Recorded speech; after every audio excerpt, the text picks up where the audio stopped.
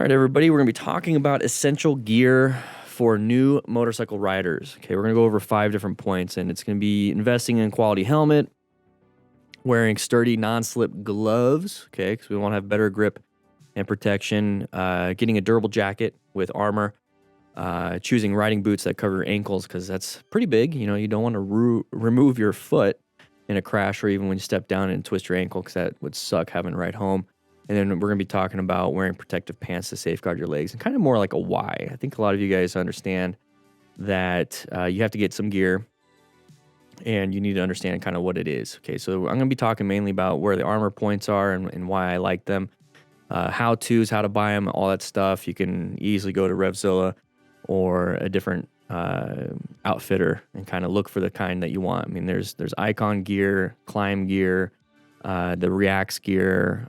There's just so many different brands, so many different things that that you can do. So we're going to just be talking real briefly about this. And so here's the thing. So for number one, you need to invest in a quality helmet. Okay, you really need to invest in a quality helmet. Now we talk about traumatic brain injuries all the time. That's when your brain kind of sloshes around. Concussion is a traumatic brain injury. Getting a bullet through the brain is a traumatic brain injury. So it's kind of like a sliding scale of like severity, and different helmets can protect you. So, I mean, you got the ECE helmets, DOT helmets, Sharp helmets, Snell helmets. Those are all ratings. ECE is European, DOT is the United States. They all have different criteria, but basically at the end of the day, it's meant to actually showcase that there is a standard. ECE is going to be pre-market, and so what that means is that in order for those helmets in Europe to be on the market before you can buy it, that they have to be tested by the government. So that's really good. DOT, on the other hand, is post-market. So basically the government will randomly check thousands and thousands of different kinds of helmets a year, and they don't really do a good job of it. I think one year I heard that they tested 10 helmets, and that depends also on different sizes. So one helmet could have 5 sizes. Guess what? They tested 5. So they pretty much tested 2 different brands, 2 different kinds of helmets with 5 different sizes that one year. Don't quote me on that, but I remember reading about it, and it's true to me. So I always get an ECE helmet. I always get a full face helmet. So there's different kinds of helmets. So you can get a half helmet, which barely covers your head, 3/4 helmet, or an open face helmet. Doesn't protect your face. Modular helmets, they are full face, and they can flip up into a 3/4 or an open face helmet. I like full face helmets, and I also like modular helmets, mainly because of that full face protection, but then you have the ability to flip it to a open face helmet when you're stopped at a light, or when you go inside to get something to drink, or if you want to take a break without taking your helmet off. So make sure you guys grab a full face helmet. Very, very, very important. Protect your airway, protect your brain from having more of a severe traumatic brain injury. And also it protects your eyeballs and protects your hearing if you have some earplugs, and your eyeballs will have that face shield. Hopefully it'll protect you from getting bugs in the eyes or rocks in the face. Anyways, number 2, okay, so wear sturdy non-slip gloves. Okay, so you want to have gloves for better protection and grip. So gloves are really important because when you get sweaty hands when you're riding, let's say you get nervous or sweaty palms, they can slide off your hand grips. That's no good.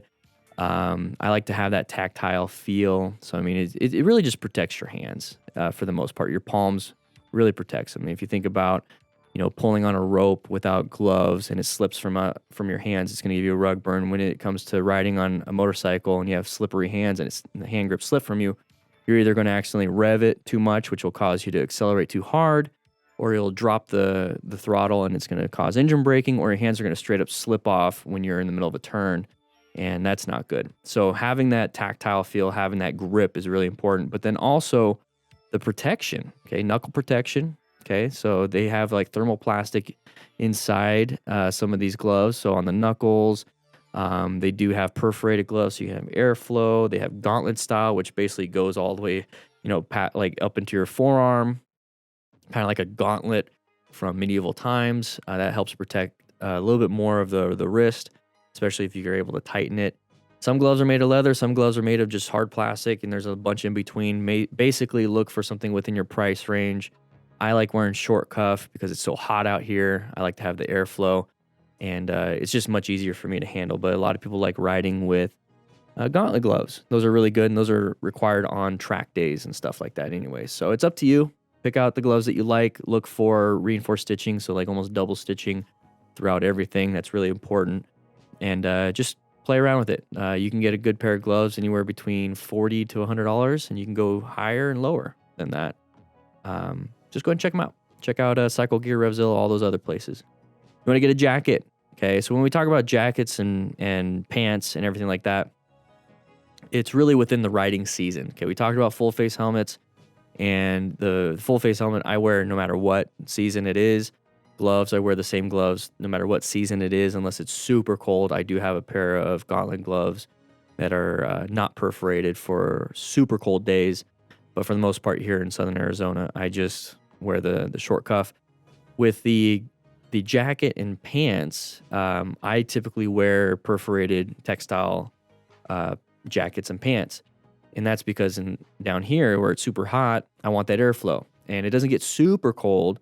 And so what I do is I layer up. So I have like Under Armour cold gear. You can find motorcycle specific kinds, but I like Under Armour. It's pretty cheap. Get good sales outlets and everything. And I prefer to layer up. So if it gets super, super cold, I wear the Under Armour cold gear. I wear a t-shirt over it. And if I have to, I'll wear a hoodie. And then I'll wear my motorcycle jacket on top of that. You can get 3-season, 2-season, winter, or summer. It all depends. Type of jacket and pants.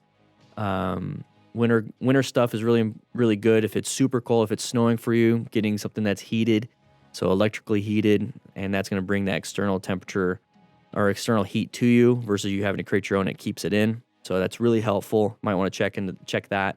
So really just kind of figure out what kind of weather that you're going to be riding in.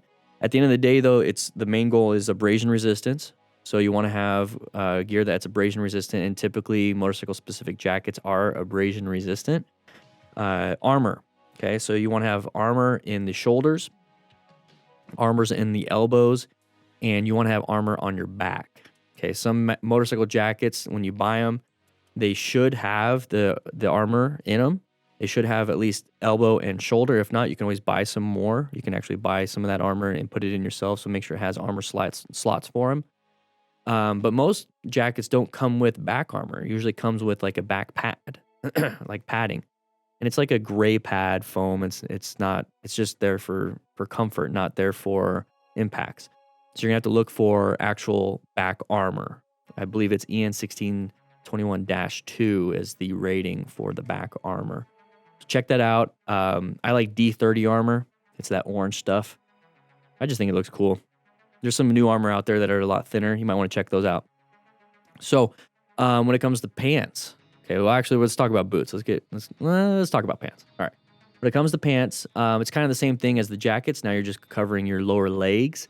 The only real differences here is that you're going to have hip armor instead of like back armor. So you want, like I said, seasonal gear if you can afford it. If not, I prefer getting perforated gear and then layering up. It doesn't necessarily always help because of the wind. Cold wind can get through the perforations. So that's why sometimes having heated or winter style gear that won't allow airflow is good. But yeah, so you're going to have knee armor typically on gear. So knee armor is really important. So make sure you try it on, see how it fits, squat in it, sit down on it. Because sometimes when you sit down, your knee armor will be down in your shin or up on your thighs. You want to make sure it's in the right spot and make sure it fits for you. It fits you well. Nowadays, they do have more of the stretchy feel, elastic type pants and jackets. And back when I first started, they didn't have that. So it was really difficult to get pants with big legs and a smaller waist. And so you typically had to get like stuff with big waist and big legs. So it might be difficult for you to find stuff here, but hopefully with the elastic type stuff, it makes it a little bit easier. I like wearing suspenders. Belts are okay. I don't want to have like a hard buckle on the front of me in a crash. Suspenders are just kind of keep them in place.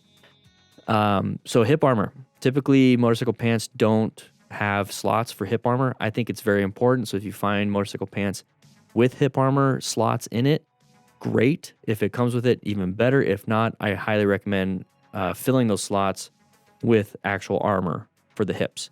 Your buttocks should have abrasion-resistant material because that's where you typically slide. Same thing with the knees and the hips.